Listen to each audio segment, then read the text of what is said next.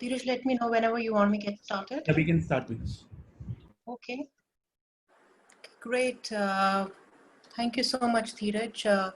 And good evening and namaste, everyone. My name is Venus Barak, and on behalf of Franchise India and FranGlobal, it is a very big pleasure to welcome all of you, our colleagues, our participants, our team members, to the Master Franchise session.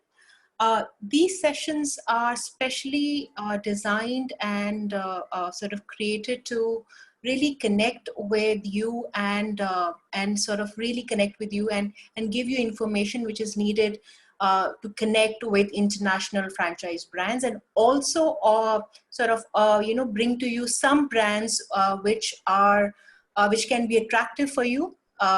So welcome everyone. Just to give you a brief about who we are. So FranGlobal is the international arm of Franchise India.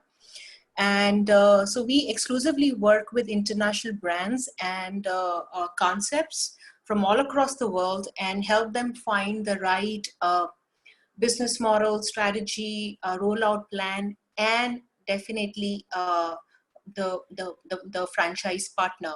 Apart from India, we also work with selected few markets. We'll be more than happy to discuss with you if you want to look at any specific other market. And I'm sure since you are here, you would already know what Franchise India is. Franchise India is a 22-year-old organization, India's and Asia's largest franchise service company.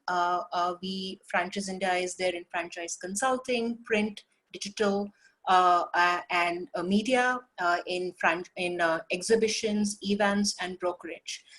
Franchise India works with over 90% of the franchise community in India. Very proud of it. So very excited to have this session. And I think I want to start with setting some context here. The context is we are 8 months into 2020 and almost 6 months into the pandemic. And I think if I really sort of, and we started, doing these webinars, I think right around March. So, I can observe there is a shift in the way people sort of mindset is changing, the way people are behaving, of course, with the initial shock of the pandemic. And then in the second stage, it was the health scare combined with economic scare. And now I think in August, the sentiment, which at least personally I can share with you, is people want to know where the markets are going, what they want to do, what would be relevant for them and for market going beyond, right? Going beyond 2020. So, so that's very interesting. I think we're talking about 2020. So I really want, I think everyone to kind of come in, and I want to ask a question to everyone. So if you can, if you're ready, I want to ask a question which is not related to franchising, but it'll take you back. So does anyone remember what Y2K was? Anyone remembers? Is anybody old enough, or I'm the only one? If you know the answer, then you can go on a Q&A box and just write. Okay, people are answering. Year 2000. Okay, Deepak, I think that's a good answer. Anybody else? So it's just me and Deepak who remember year 2000. Okay. Well, I think you can keep on answering. Why I'm actually mentioning,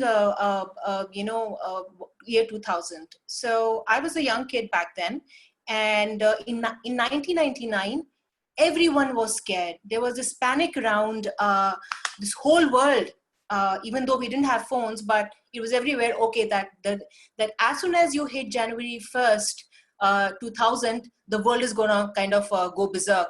All the airlines are gonna shut down, and we were actually in panic.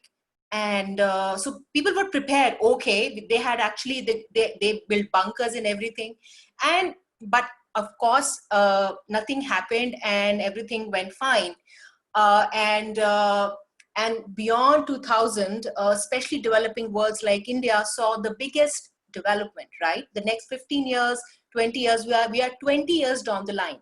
So I just want to set that context that What is the difference between year 2000, where India was nowhere where it is today, and 2020? The difference is we were warned and we were panicked before it happened. In 2020, we were caught by surprise. That's the context I want to set. So, but it has happened to us before. So I think going forward, it is much better to really know, make yourself aware what is happening. A lot of things are changing right now, and my understanding is that if we really understand and grab whatever is happening, because everything there's a new development in the world every day. There is a peace deal struck in Middle East, so anything can happen now. So I think what I really want everyone, especially if you want to invest into master franchising, you should first focus on couple of things. One, you should see where the future is going. Second, you should also focus on what can help you maximize that future, and if you can actually work with that life cycle. If you have these factors, I mean, between 95 to 2005, the top 250 brands you see in India, we came to India in those 10 years. At that time, that market was not there, right? So you need to focus on these factors. And let me tell you, yes, we have so many issues, right? But there are three big things going for India. Let's say a standpoint, because we are talking master franchising here, and master franchising typically works for 10 plus 10 years, a 20-year prospect. In next 10 years, India has three factors going for it. One, technology, which we didn't have in 2000. Technology, we are able, and especially what is happening with Geo, I think India is going to be, and now we are pushed to actually develop our own 5G. I think technology is going to be a biggest factor for getting us ahead as a country. Second, geopolitics. If you're reading news, you would know India didn't have those factors in the 2000, but now in 2020, geopolitically, India is becoming very important. Watch out, India by 2030 has the biggest chance to become an economic power and a political power. Third, of course, is a population, you and I, who are educated, we speak English, our culture is in favor of us. So these three factors are what encourage everyone else sitting in the world to invest into India. And so I wanted to set that context. And going forward, this session is all about really bringing you a lot of information about franchising. I know I touched upon some macro aspects. They're also very important. But I want you to really share as we go along in the session. I think I want to, because before we started this, Gaurav also mentioned that we want to make this session interactive. So write down in question and answer, what is the biggest barrier? What is the biggest barrier you have to acquire a franchise? We will try and address that in the session. And also, if you can share with us if you're already running a business. These two things will help us, and we'll keep on adding on to that. We really want this session to help you, and also we want to ensure that we get value for your time. So thank you very much for attending this. I look forward to interacting with you. I want to bring in Gaurav. Hi, Gaurav. You want to add something? Sure. Thanks, Venus, and welcome, friends, and welcome to a special edition which we've now started. This is a bi-weekly series where we will bring in concepts on three areas: on master franchise, multi-unit franchise, and also area franchise. Franchise India has been a front runner, and with now FranGlobal as a specialized vehicle for last many years, our international arm has been front runner in actually promoting India to the world. And we have actually encouraged a lot of companies to look at India and look at entering Indian market. And I can tell you my journey myself, started with doing that. I used to really extensively travel to in US to encourage companies to look at India. And most of the time, these companies, what I think Venus was talking about before 2000, was not even aware what the country looks like, or the perception was not so great that they never looked at opportunities beyond. And I felt that a master franchising in any country really starts opening up when McDonald's enter any country. So fundamentally, if McDonald's has not entered the country, a lot of people don't ignore that country because they feel that, oh, if the McDonald's is also not there, why we should be there, right? So Indian opening up of so master franchise, so to say, really started with 94, 95 when McDonald's really started coming in. And that is the same time we were also setting up our business, and we reached out to a lot of companies, and hence a lot of first tier brands started coming in. The Subways, the Baskin Robbins, and a lot of these, the first tier brands, I would call them. They are among the top 100 rated. And Entrepreneur is one of the magazines also Franchise India runs for Asia, but is globally the biggest and the oldest magazine on franchising based out of US. And they do a rating, they do a Entrepreneur 100 rating. And that rating really saw a lot of brands coming out of that. That was the first cycle, which naturally happens. So you get the Hilton hotels, you get the Marriotts, you get the Holiday Inns, and you get the Starbucks, which has come late to India, but in most of the countries they entered much ahead of it. But these kind of companies really start coming in. But the second tier really starts happening when the market start getting evolved and people start looking at specialty brands. They look at categories which are what I call the tier 2 brands, which are not necessarily less known brands. I mean, they're not necessarily, but they're obviously not the global giants of franchising.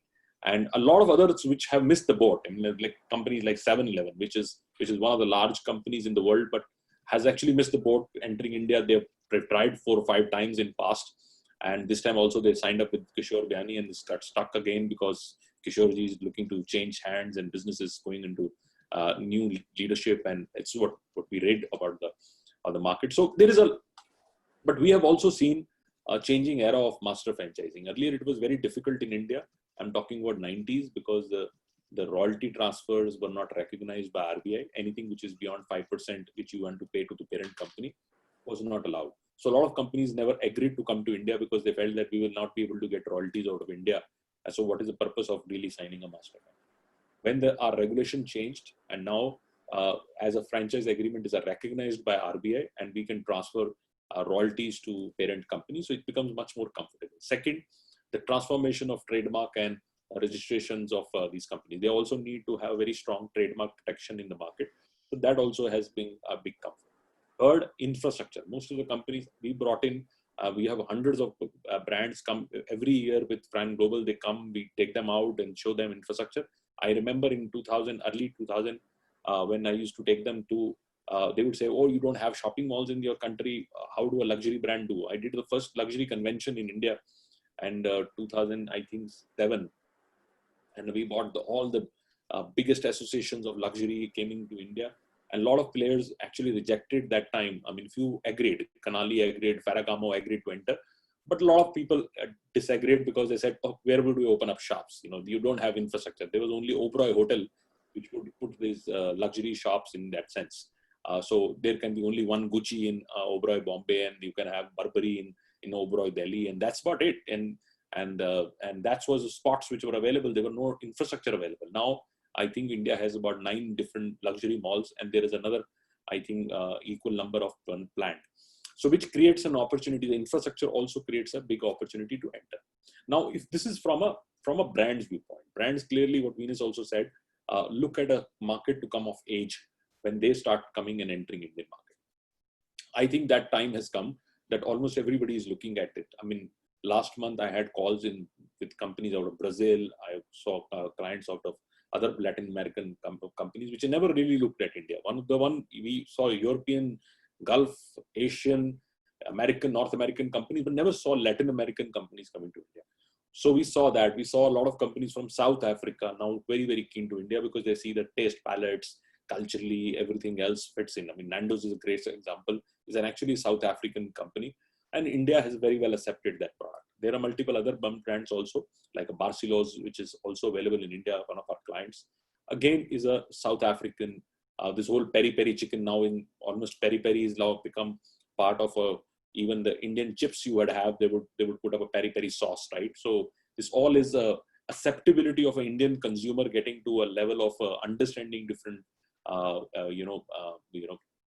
brands and where they come from, and larger acceptability of these different formats are being done.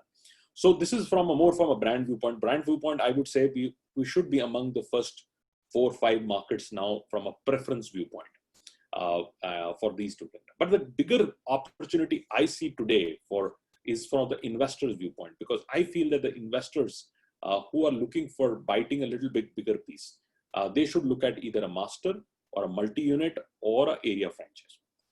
And why I'll give you 3 or 4 reasons. When you look at a master, what is a mindset you need to have? And first mindset you need to really see is that you are there for a very, very long play. Masters are normally businesses which you would run for 20, 30, 40, 50 years. And that's the relationship people would have. I mean, if you really master for some company, you will have to have that mindset. I mean, look at the companies like McDonald's. It entered 94. We already invested 26 years in this country. Similarly, KFC entered in the same time. They already invested 25 years in this country. So, and you don't see them going out another 25 years also. So fundamentally, these opportunities are for multiple decades. It's a legacy business. It's a legacy business if you think that you run it, but your children would also run this business. Then this business model becomes a very interesting. Unlike when you do a unit franchise. Unit franchise horizon is 5 years, 7 years. That's the horizon you have. When you do a master franchise, then you actually is looking for a much longer life cycle. It's a business which you inherit for life. That's very important. Second, the master has 2 fundamentals of the business. One is a go-to-market. Go-to-market is very difficult time because you need to really set the business in the market and make it proven and get it right and get the format right, get it adaptable to Indian marketplace and so on and so forth. So the go-to-market is sometimes a lot of players I've seen when they buy a master, they fail in a master because their ability to go to market is very poor. You know, I remember a time there was now we are good friends of mine, but in the company I advise, they wanted to buy a taco brand in that time. And this is why I'm talking about 2005.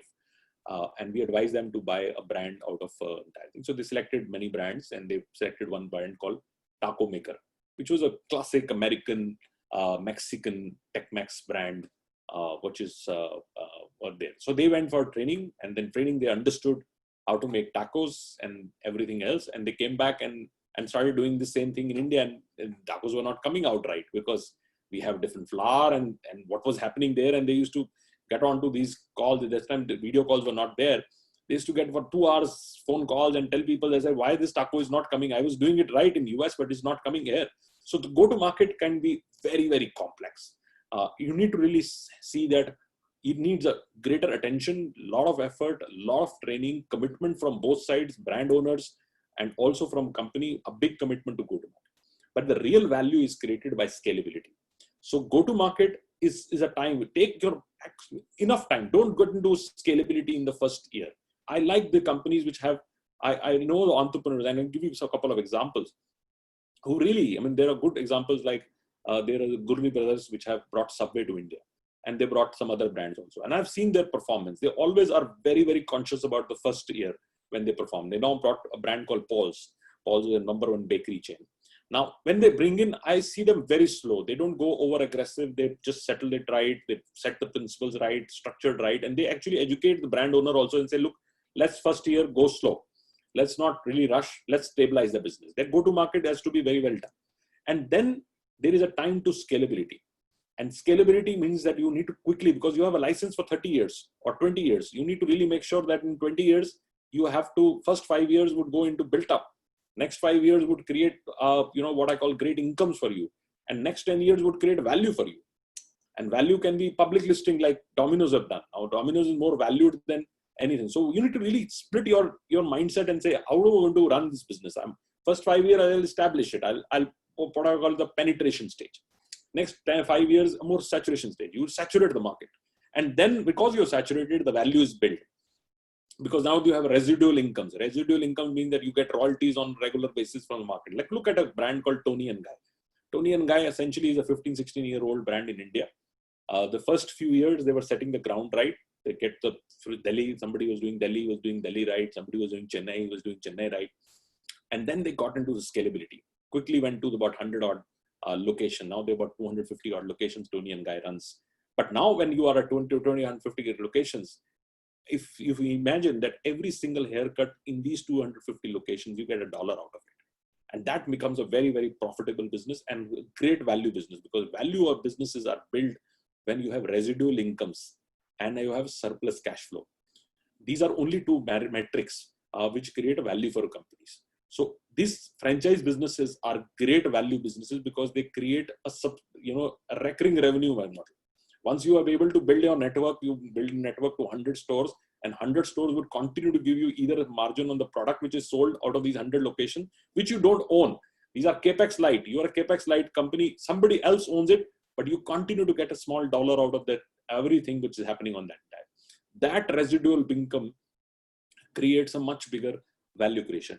So that's your second point, which means that first, always look at a long-term viewpoint. Second is divide your go-to-market, penetration and saturation. This is how you approach the business. Shift your focus from income to value creation. That's the fundamental of franchise.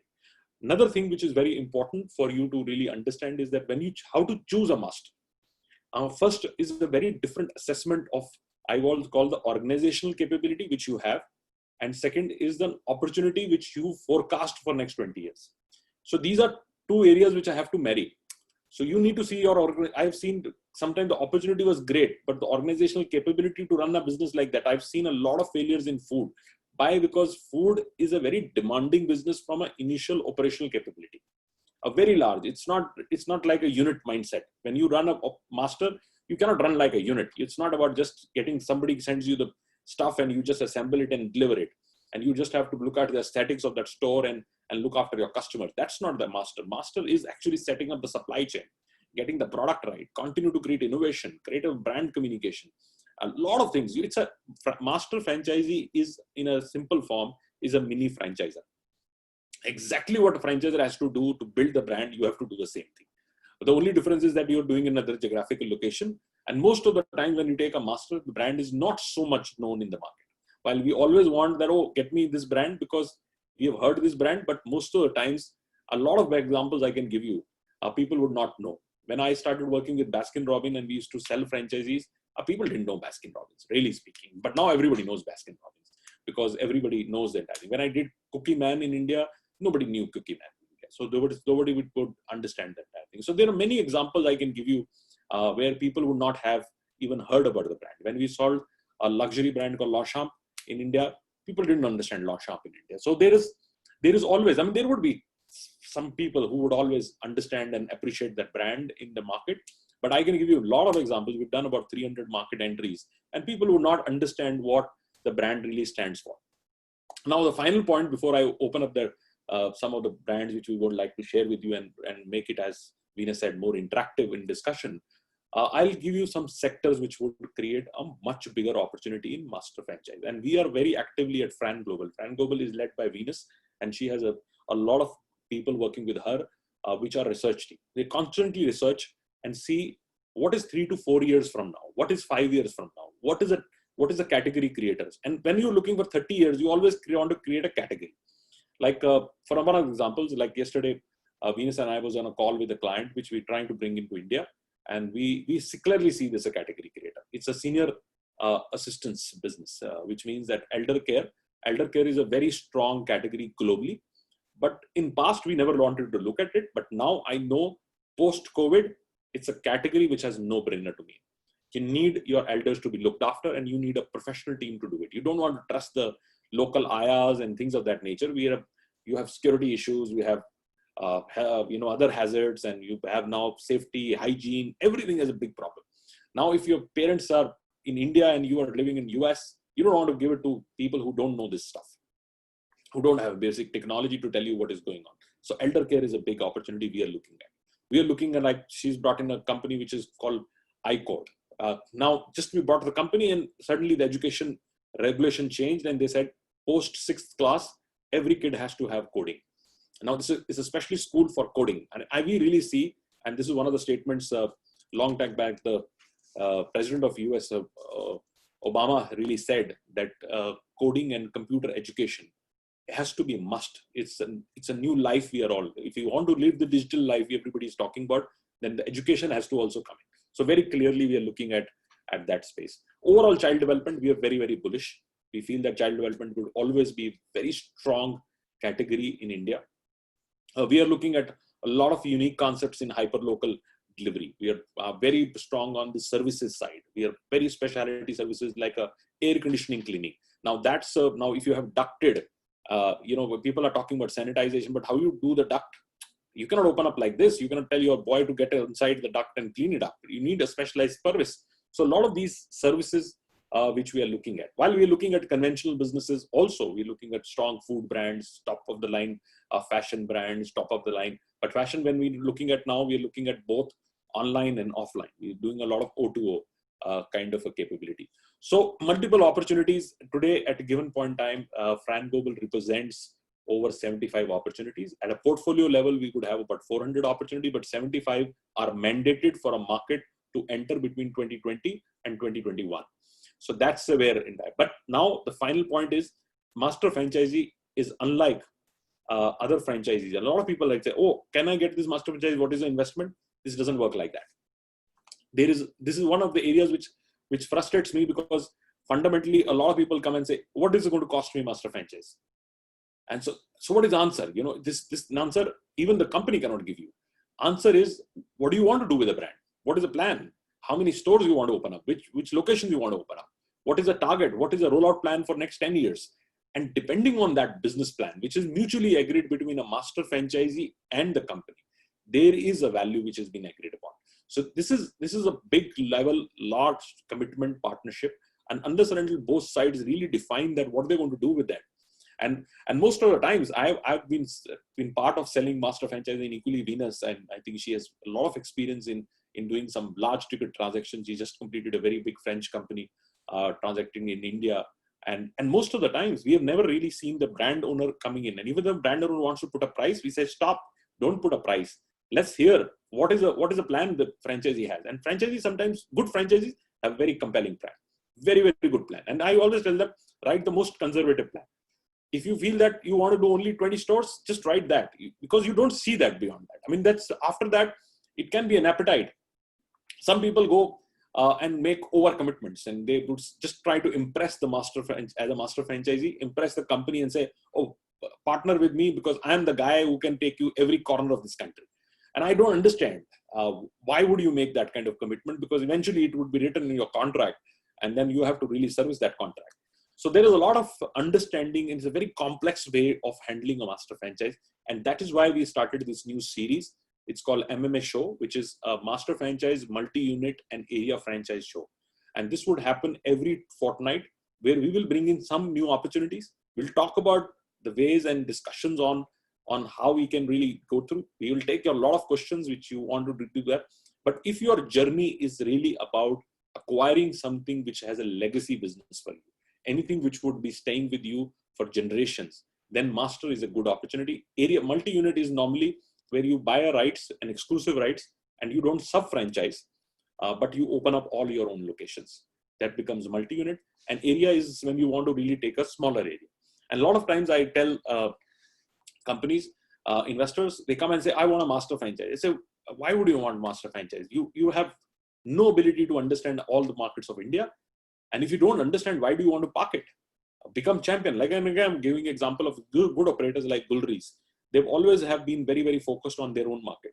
So they take good brands, but they take only for one market. They say, give us North India for this brand. Give us North India for this brand. They champion that market. They know everybody there. They know the real estate. They know the consumer behavior. They understand the marketing. They have operational capability, everything else. So I have seen a good operators are always people who understand the market. And I've done area franchise a lot, especially in the fashion side. There's a lot of area franchises. So if you're an area franchisee for Nike, just do 50 stores in Nike in one city. That's it. And that would make much more financial sense, much more operational sense, much more marketing sense, much more strategic sense. So we call 4 fits. One is strategic, financial, operational, and marketing. So all these 4 fits becomes very, very easy and straightforward. So this is a starting point. So master franchise, as I said, it's a decision which should really come more from a plan. And most of the master franchisees we've sold about 300 in India. We would always have got a person who was eligible, and he came with a plan and said, look, this is my plan. This is what I want to do with the brand. And most of the times, he's the one who would get awarded that rights, not the other way around. It's not for, and that's why if you really see, most successful master franchisees were actually people who came from no fancy background, really speaking.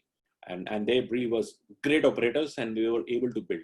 I tell you one example I did for a company a long time back. There was a company called Sbarro, which is a big pizza company in India, and they partnered initially with some big group. I don't want to name it, but they failed. And they came back to me and says, we want to re-enter the market. I said, I have only one answer to you. What do you want? Somebody again writes a big check for you, or you want a good operator? He says, what do you mean? I says, if you want to do the same thing, I can do it again for you. And I can get you somebody to write a big check for you and take the full India. Or if you feel that you don't want to take a second chance, because after second chance, you will never enter Indian market. If you want a good operator, I'll get you a good operator. They said, the CEO said, I want a good operator. I picked up a lady who used to be a Subway franchisee. And she was running as an operator Subway franchise. And I gave her a fantastic deal for the entire Western region. And that deal at that pricing, nobody can get. But why? Because she was a good operator. And she was a good operator. She was hands-on. She went for a training and did the training. And that's why she was successful. So we have really understood that it's a combination of a good operator and a person who has a long-term viewpoint on that brand and brings that passion and responsibility on managing that brand. And that creates a good starting point. So over to you, Venus, and if you want to really present few brands in the situation, and we look forward for discussion. Gaurav, we have actually a few good questions. I think before we start, can I put a few questions? In fact, one is about Sbarro. It's a very good question, if I can put to you. So It's from Ishu Seni. So thank you, Ishu. Good to have your question. So he's asking, it's a very good question actually. Does it make sense to buy an existing running master franchise? I got to know that Sbarro is selling its rights in India. Is this information legitimate? So since you spoke about Sbarro, I think this seems a very good question to take. Yeah, so I will only limit my answer to, is it a right to buy a master? Yeah, that's right. To really comment on any information which is confidential. So it's always a good idea, but you have to be conscious about few things. One, what is the term left in the master when you're buying a master? Second, you need to really see, is the rights of transfer available in the contract, or they would have a special approval from the company. Third, you need to really diagnose what was the problem and why the company wants to sell. Are they selling for value? Sometimes they sell for value because they've done well, and now I want to really give it to somebody else because I'm giving a profitable business. Or they're selling because they're not able to perform. If they were selling because they were not able to perform, then you need to really see what difference you are going to do to turn around that business, because that's a turnaround story. I'll give you an example. One of the big disasters I've seen in the buying of a master franchise was a company called Johnny Rockets. Now, Johnny Rockets started right. Brand was right positioning, right mall, right structure, right PR, everything went. The initial owners lost interest and they ran out of cash maybe. And they went to another best operator in India for food. This team which runs Barbecue Nation. Now, Barbecue Nation being very successful, and they are the most successful chain in India for running restaurant by far. And they buy into Johnny Rockets. Now, it's absolutely wrong fitment to me. Barbecue Nation, Johnny Rockets, two different businesses. One is a Americana, quick service restaurant. Barbecue Nation, full dining experience. But when you have money and you've done well, you obviously have a choice to buy whatever you want to buy. And they pay some ridiculous price to buy that company. And what they did was, right thing, the business was okay. It needed scalability, it needs more operational efficiency, everything was fine. But they said, no, we would like to do it like Barbecue Nation. So we would like to run a buffet in Johnny Rockets. Now, Johnny Rockets running a buffet is a disastrous idea. You can eat as much you want to do in this price, unlike what they used to do in Barbecue Nation. They did the same thing. The company collapsed. They had to absolutely wind up the operations, which means the entire investment they did went out of the hole. So that's where the problem really comes in. When you buy a existing master, and we have some very good opportunities available, ready opportunities, very successful operations, and we, FranGlobal and Franchise India, we take pride that we always have been always focused on our investors. We are shamelessly investor focused, investor centric, franchise focused company. Shamelessly, we go out and represent only our investor, and we feel that if investor is not getting value, we walk out of the deal, even if we are in some cases represented by the brand. We will also always look at from the perspective of investor, because end of the day, if he doesn't get the right value, he will not be able to get justice. So we have some opportunities available on that, and but I'll reserve my rights on discussion on Sabaro. I don't want to comment on. Sure. No, I think that's a good reply. I think this was a good discussion, and we are having some good questions as well. But we will now bring in our colleague Anshul. Anshul is our senior strategy consultant and has been, I've been working with Anshul for over 12 years now. So he will be helping with us in showcasing you 5 opportunities we have curated for you today. And again, keep on asking questions while we are running the presentation, and we'll try and address them by the end of the presentation. So Anshul, over to you. Thank you so much. Thank you, Venus. Thank you very much. Good evening, everyone. I hope I'm audible. You are. Okay. So let's start. We've discussed about FranGlobal as the international arm of Franchise India and the role that we've been doing. I think we can go to the next slide, please.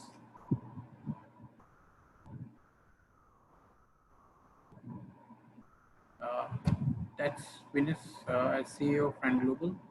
A brief profile about our profile. Dheeraj, we can go to the next. So that's our global presence.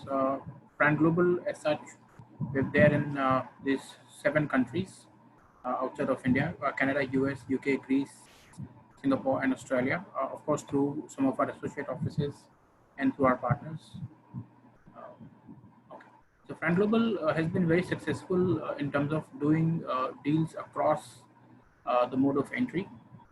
You know, we've spoken a lot about master franchise and area franchise, of course, multi-unit deals. And once the area master or a master franchisee deal is done, we then also help to do the unit franchisees, sub-franchisees under them. Next.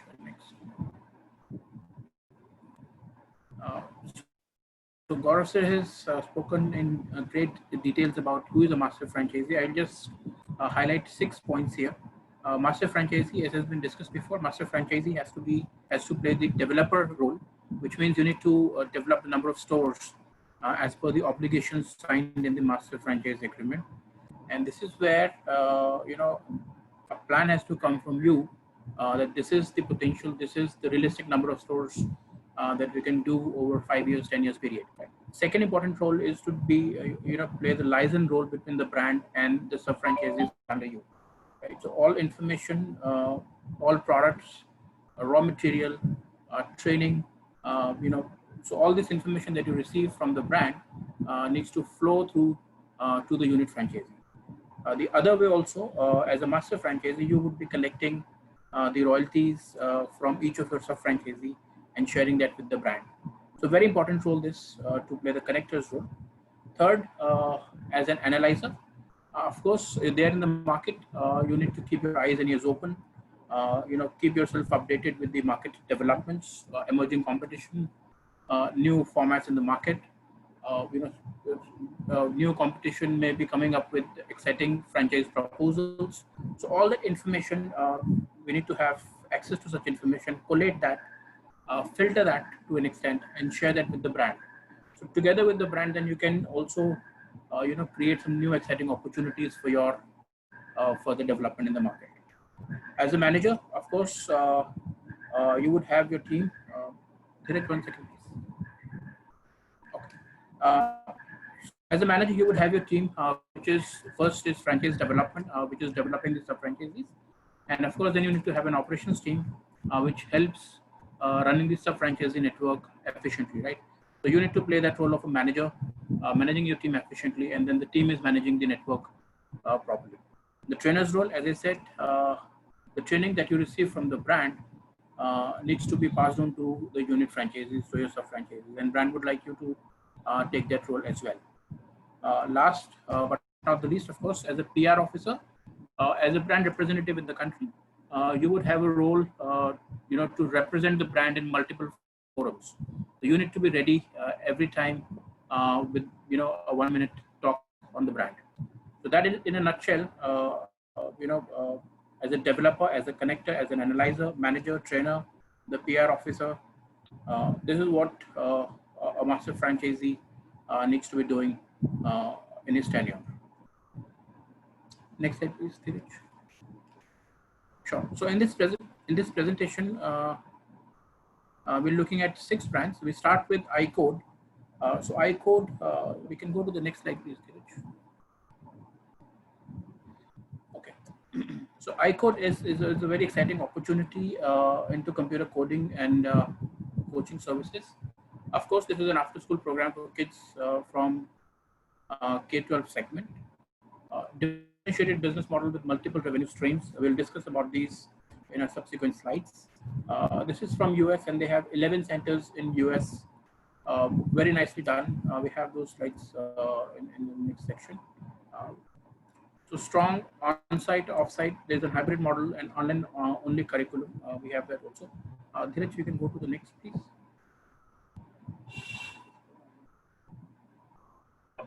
Stay indoors. If you're a mom or a dad sitting there thinking, where can I send my kid to summer camp? I've been in your shoes. You think of hiking, swimming, roasting marshmallows, but we have a summer camp this morning that is more about expanding the mind through technology for those tech kids. That's a thought. Paige is live in Dallas at iCode, a summer camp where campers immerse themselves in a world of coding, robotics, drones, and design. Sounds awesome. Hey, Paige.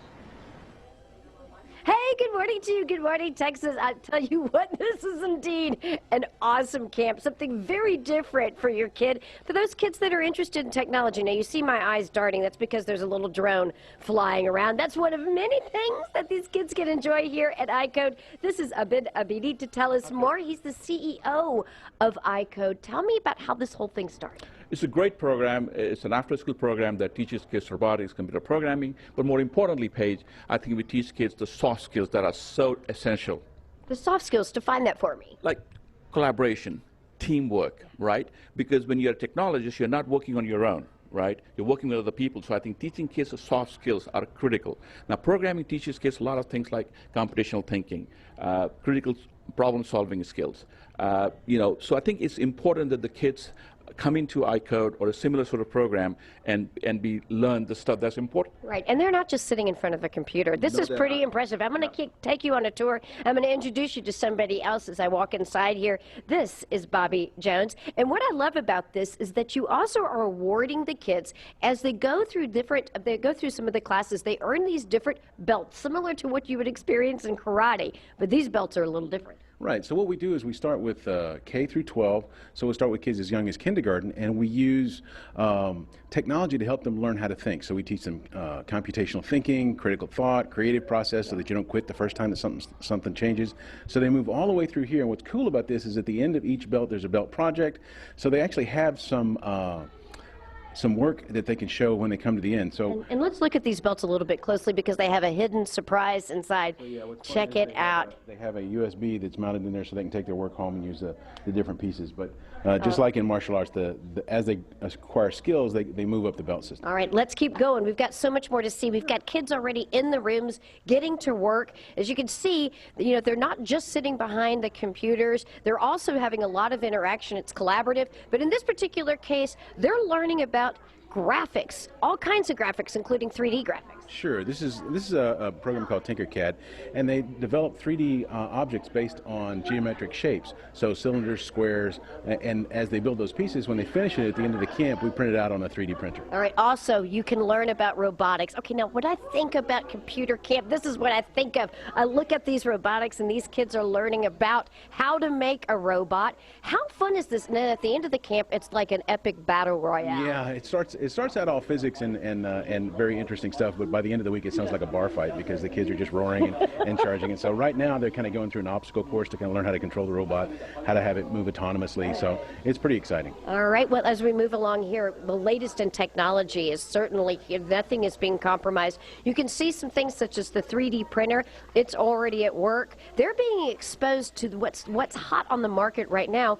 And the great news is that these kids that really do have an affinity to this can really help them build their education and ultimately build their careers. They're the future for us. Sure.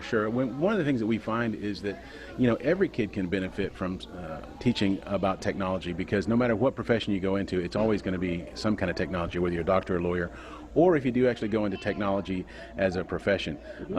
Getting started early, getting them interested and realizing that they can create things. Our big thing is to move people from the kids from being consumers of technology to being producers of technology. All right, well, as we move on, I have to say this last room has to be my favorite. So for kids that are love Harry Potter, this is where you can use wands to make magic and to use the computers accordingly. Where is one of those fantastic magic wands? Does any of you kids have them? I have one right here. This is what this does is, you see. Show us how it works. So on that one, what it does is they use a wand as an input device, and the idea here is that we take away the mysticism of technology, that this works because of physics, this works because we know how it's built.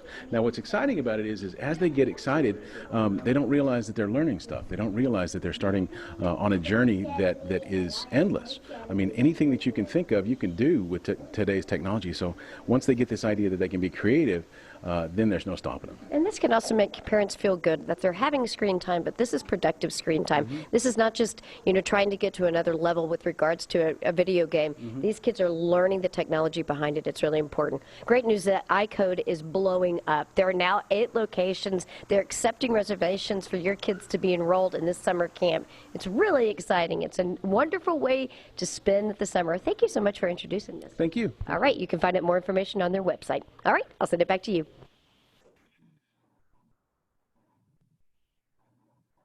Right, so a great video to showcase, what iCode has in terms of offerings, and a wonderful center that they've done in US. A similar center is what we plan to do in India as well. In terms of the curriculum first, so we have these 4 programs which is done at the center itself. So one is SPACE, which is a self-paced game development programs. Then Advanced, of course, which is split over these 8 belts that this lady talked about. And then iSports, which is a competitive gaming league, and summer camps. Next, please.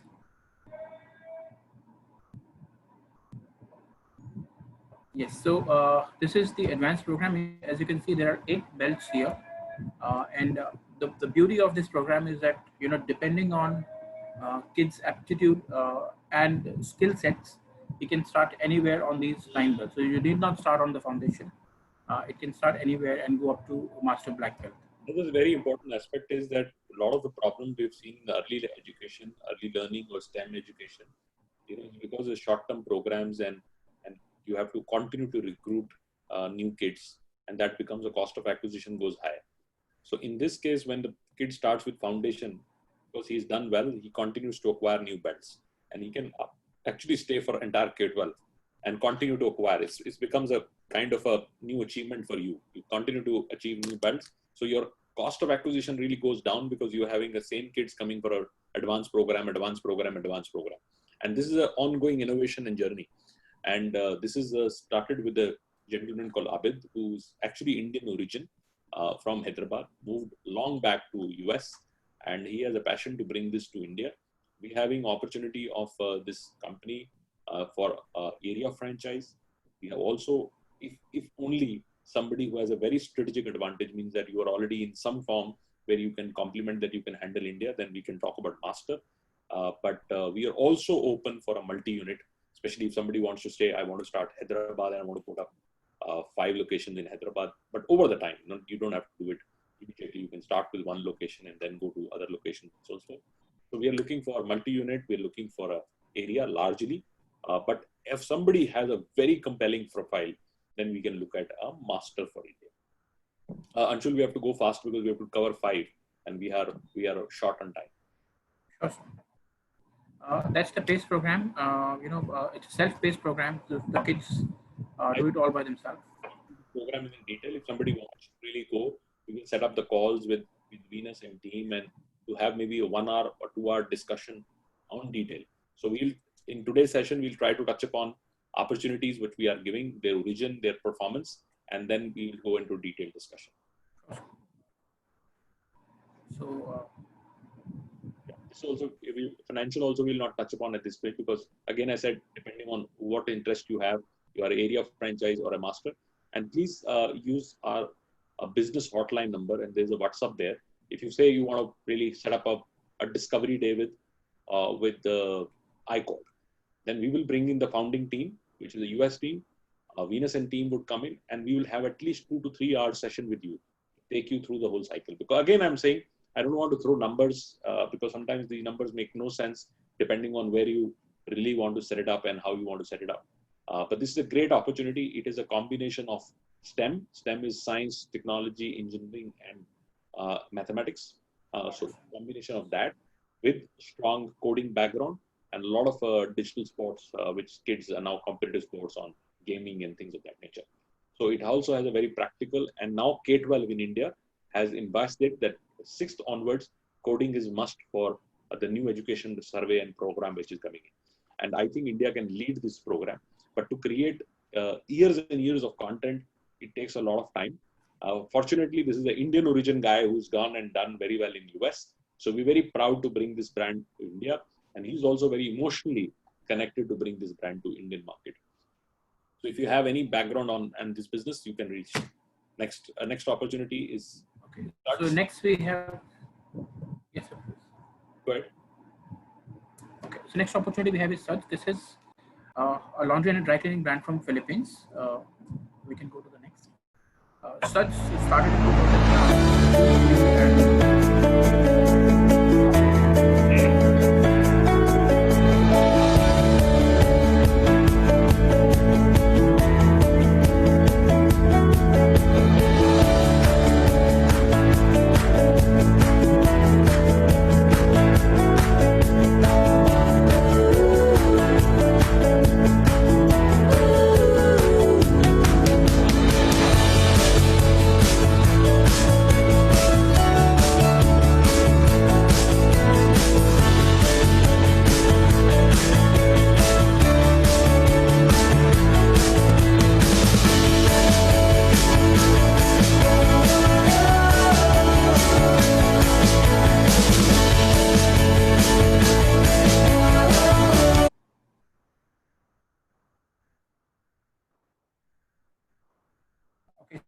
such as I was saying, this is they have a 17 plus years of experience in the market. And 70 plus retail stores in Philippines. You can go to the next. Okay, these are the three brands, formats the company has. Such Go is a mid-segment dry cleaning and a retail laundry brand, while Reviva happens to be a luxury garment care brand, and Aquin is an industrial laundry where you can service a hospital or a hotel in this facility, right? So essentially, they've created these three concepts which caters to the complete market opportunity in any city. Such Go at the lower and mid segment, Reviva at the premium segment, and industrial laundry through Aquin. Right. I think before you go on, Shula, I just want to add on to that Suds is a brand, which is very close when you look at Indian market. This is a brand which has been built from scratch in Philippines. So Philippines population dynamics is very similar to, let's say, us. And it's run by a couple, and they have become in 17 years the number one clothing care brand. They call themselves clothing care brand. They have 3 formats. So you can actually choose which format you want to go for, and we should be able to provide you sort of details on that. So it's not just, so if you want to take one brand, we can do that as well. Yeah, as an area master or a city master, you can look at doing all 3. For the scalability would come through Such. We do some strategic locations with Reviva. and Acuin can be one unit in the city, which addresses the entire industrial customer base. This is a very special. Industrial laundry is very, very good opportunity for India, especially for bigger cities, because you can do hospitals, hotels, a lot of other places where you need a regular laundry one. And they have specialized machinery. They've actually engineered it, and it is coming at a very, very good cost. So people who have, say, industrial setup, or maybe you have a factory or a shed or something like that, this opportunity is very, very good. I will always encourage to take this as a city franchise, area franchise, just for a city, and build multiple formats, and that becomes a very interesting opportunity. Right.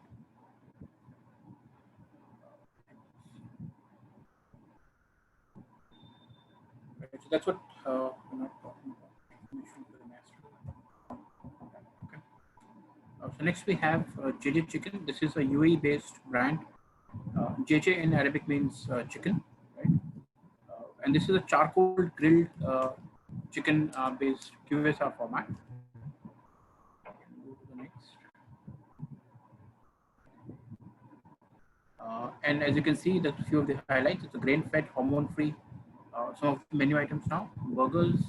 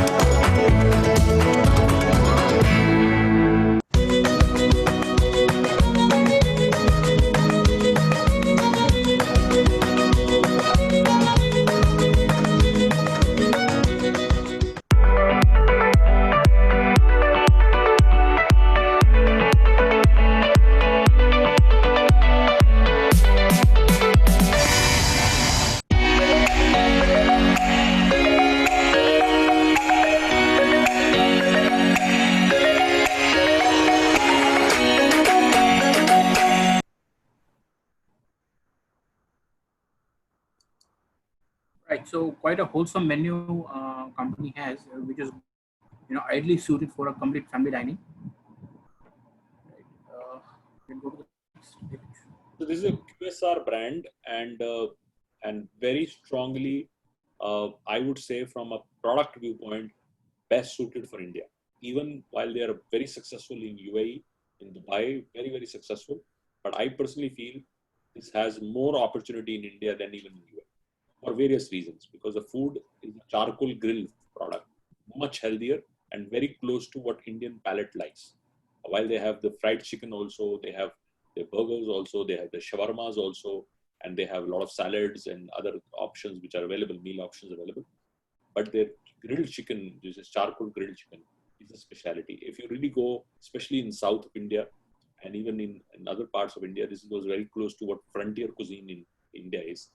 So very strong brand, very, very strong product, super marketing, great packaging, very strong aesthetics from a store look point, because some pictures I think Arjun would have. Then we have, yes, sir. Stores. And these stores, look at the menu, very well crafted menu, beautifully presented, very clean communication. And they are very strong on their communication perspective. And this can beat any, this is all their social media perspectives, all the social media, very active on social media, and you saw the videos which are created. Every single product stands out and creates its own audience. And very good store designs and very flexible store design. So you can have a food truck like this, beautifully aesthetics, a captive audience. A lot of people like that, especially in cities like Bangalore, where you have good weather, Pune, good weather, places like that, it will do extremely well. You can really do this is a portable structure. It's one of the highest performing stores for them. Very, very strong brand. This is how the store looks like. You see the aesthetics. It's very clean. It's very very good modern QSR. Very what I call smart dining. These days, this is a concept which people like. They don't want to be really bothered. They want to really eat good food, and they also want honest food, which is gourmet food. They don't want industrial food, so to say, which means that if things come frozen and bring in from other things and you fry it and give it to people. This is where a lot of people are shifting. Actually, globally, this is a big shift going on. People want good food. This is halal certified. So a lot of people who just go to halal certified places, they can feel very comfortable because it's completely halal certified. So we are very keen on this brand to open up in certain markets. While the all India is available, but we feel that the markets, essentially the top cities, very big focus on south of India. We feel that there's a huge market in south of India, particularly markets like Chennai, markets like Bangalore, Hyderabad. These are markets which would do extremely well. And this is a great time because you can really create these smaller formats which are more takeaway, more delivery, be very delivery friendly products. So because delivery is very big, very unique positioning and very good aesthetics. A good capex, not so much of expensive capex. So it looks very rich, but it's not very expensive to put. So again, very keen on looking at this partnership. Again, very clearly looking at people who have some experience in food. We don't want to have people just coming in and because I have just money and I want to buy it. It should, again, very clearly we have a responsibility which is given by the brand that we select the right partner.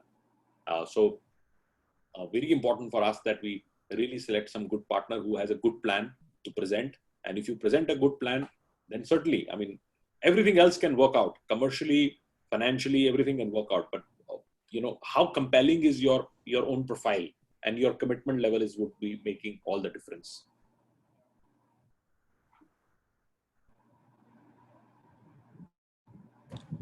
Okay, so next we have is Sani Service. This is a Swiss concept of disinfection, a brand from UAE, focused on air duct cleaning and services. Since 2009, Sani Service has led the AC cleaning and disinfection industry in providing homes and offices clean and healthy indoor air, delivering a premium high-end service that leaves no room for compromise. We call it unlimited quality.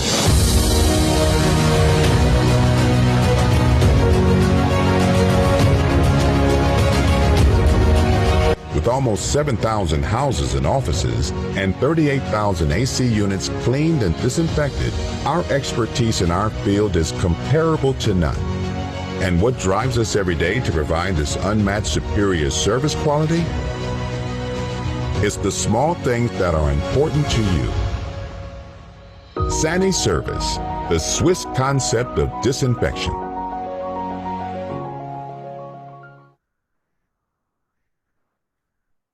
So, which I was mentioning, this is a very specialized service, very strong in global markets because central air conditioning is relatively. I mean, while commercial buildings and malls and shopping places would always have, but now even homes have central air conditioning. All offices have central air conditioning, and with now what has happened in the pandemic, we understand that how much sanitization can happen. And if you look at all the sanitization, they're cleaning surfaces, but the biggest problem is actually the air which is circulating within the entire thing. There's nobody who's really cleaning your air ducts.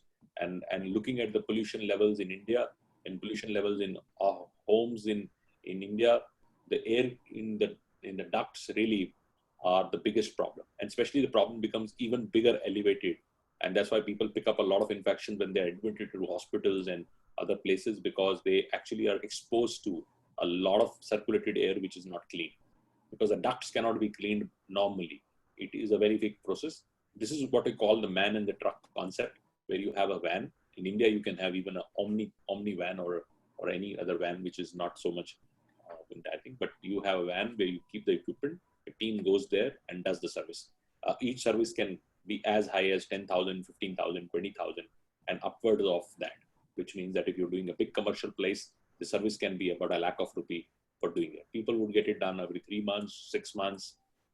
A lot of people would get it done once in a year, and you would just claim the entire thing. So it's a high ticket service, very, very focused, very specialized. If you really Google it out, you will still not get more than 5 or 6 players doing it. A lot of people claim, but they don't really have any specialization. This is a Swiss technology. They use a Swiss technology. They're operating in Gulf, a very, very successful concept. And from a profitability viewpoint, these businesses are a real delight because they're CapEx light, they're OpEx light. You don't have to put a big office, a fancy office. You don't have to hire many people. Rather, they put an academy in Kerala because they have a main people in UAE also working, are Indian origin people working with them.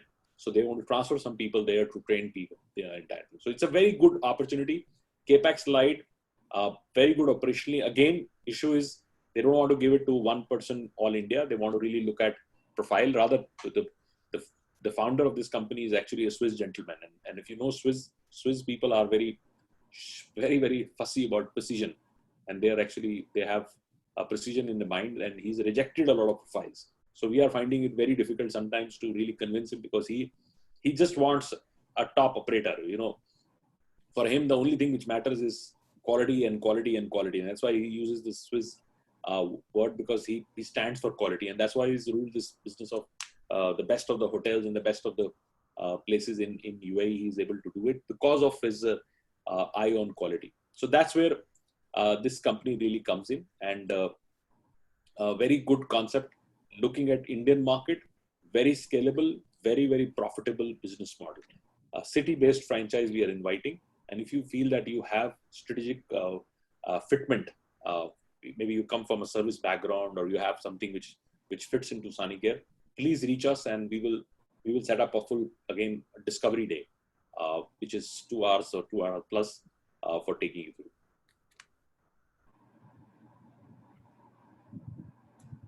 Sure. So next we have is Spanish donut. This is a churros-based concept from Australia. Of course, a QSR and a freestanding kiosk format. They've already expanded into Korea and China outside of Australia, and now keen for India, of course. Franchise India happens to be the India master franchise for this brand, and we'll be looking for area masters or city masters further to work with us, right?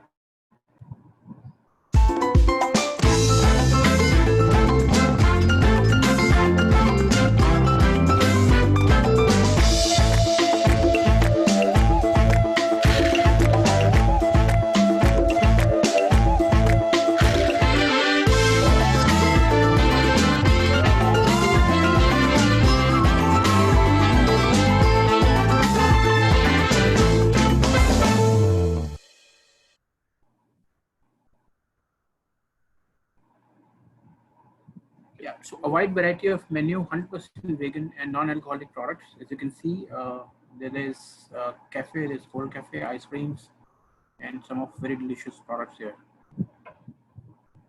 100% vegan and non-alcoholic. Specialization is churros. Churros is actually a Spanish delight, which has now caught the world. And if somebody has tried it, they would know that what I'm talking about. It's a very, very popular thing. A lot of people have tried in India, but it needs a special recipe to prepare and a special machine to prepare. This company is a specialist on that, and you can do churros in different kind of toppings, flavorings. You can do a chocolate churro. You can do a lot of other dressings on that, and you have a classic version also, which is very, very good. And then, but they have a full cafe, from desserts to ice creams to a lot of snack food, from burgers, and even a vegan food, which is a fully vegetarian, non-dairy products. Very strong. Again, the positioning is very clearly, mid to high kind of a positioning, but small kiosk, not very big. You see on the right, a small kiosk, which is only 160 square feet. Very small. You can throughput entire thing, not too much of staff, 1 or 2 people, maximum in working in that entire thing, and you can do a big performance on that. A very good opportunity, very clearly looking at Mumbai, we are looking at Delhi, we are looking at Bangalore and Pune, Hyderabad, again, top cities. Very clearly, the opportunity is, you can see where it fits in. It's a positioning wise a little low from a pricing viewpoint from Starbucks, and I think so it would be about a 300 odd APC kind of a model, but very high on the structure in terms of positioning is very more fast QSR. You can do a much more throughput, but a full blown concept as a cafe. Again, a category creator. There's nobody in this category available, and nobody in the churro space which has a very strong capability. So it's called Spanish Donuts, and very successful company. Again, area franchise opportunity available. And if you're keen to have a discussion on this, please reach out to Venus and team. Venus, your viewpoint on this? I think I agree, and there's a lot of growth which I've seen, especially with a lot of domestic brands into the waffle business, the crepe business. So if you want to kind of connect dots in terms of industry, you would put them in that industry. But churros, especially, is a very go-to product. You can have churros while you are sort of walking, and the way the menu has been developed, it's very easy to prepare. You don't need to have a very large store.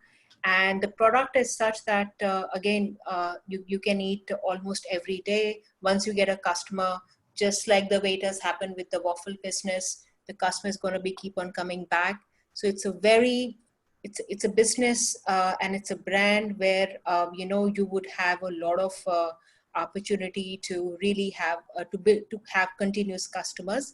The product itself is great. This company, I've met them, spent time with them whole day in Australia.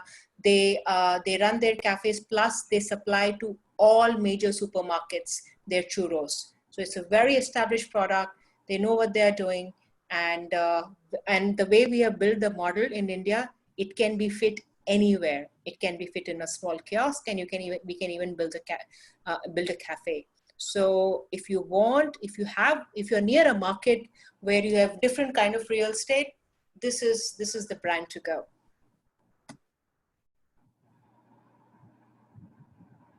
Sure.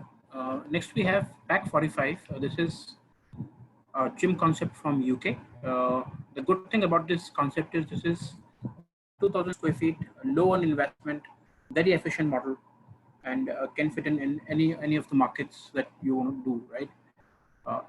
It is a boutique functional team-based program. We just go through the video.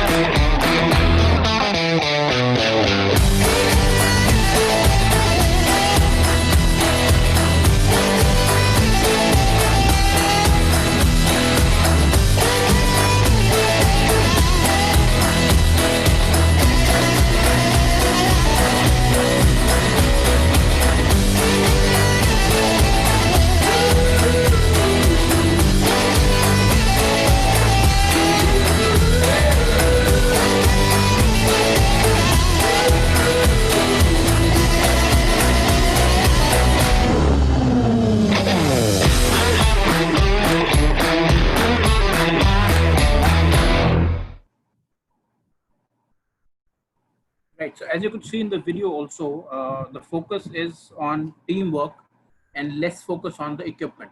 And that's where, the investment is also limited to about 45-50 lakh rupees per unit. This gives you a very good opportunity to enter into fitness industry. Of course, it's going through a little bit of trouble time with COVID, but that's not going to stay forever. The markets are opening up now, and this presents a very exciting opportunity to enter into fitness industry.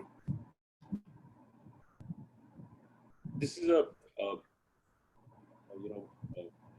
circuit training kind of a model which is becoming very, very popular, where you can do multiple more functional training, which is the way forward. The entire fitness is going from the old school box kind of a big box fitness, where you have a lot of equipment based training. People get fatigued very fast because they work independently. There you come in the classes, or you do a circuit training where you do a lot of regimes, And this is becoming very, very popular, already very popular in Bombay, Delhi, everywhere. I mean, there was a company which became very big called, called Pure Fit or what? Fitness. Cult Fit. So Cult Fit was exactly very successful on the same format. Now Cult Fit has been the market leader. So Pack 45 actually is exactly of Cult Fit.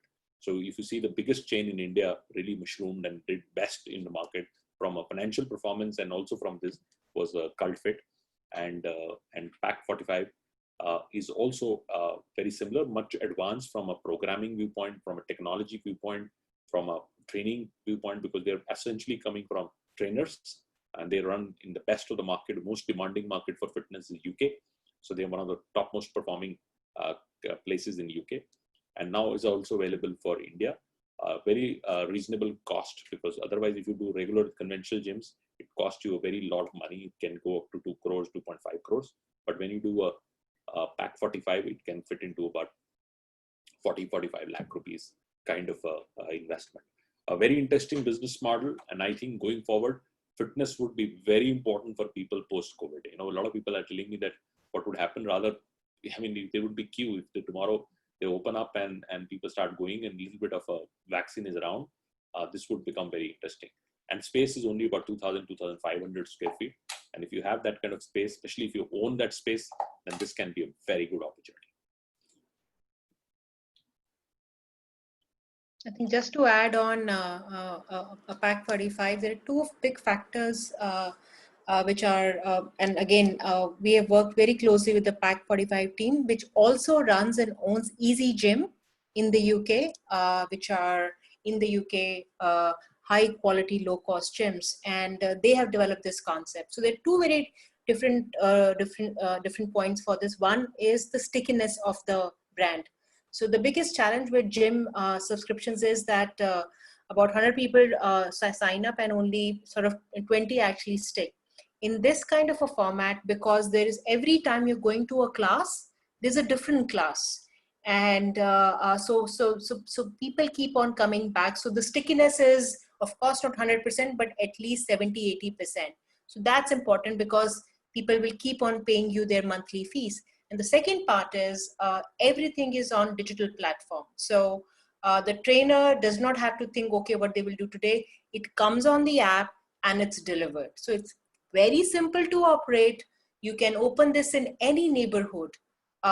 In fact, with Pack 45, if you want to acquire an individual franchise, that is also available. So if you say, I want to open one individual franchise, we can talk about that. So this was a good session. Thank you very much for staying back for that long. It's almost about 1 hour, 20 minutes. And we hopefully we gave you some insights on how master franchise work. Every fortnight, this would happen every Friday at 6 o'clock. And we'll also continue to bring in newer opportunities. And we'll also talk about sometimes very specific opportunity, or maybe a particular brand in elaboration. Rather than bringing in 5 opportunities, we might do one.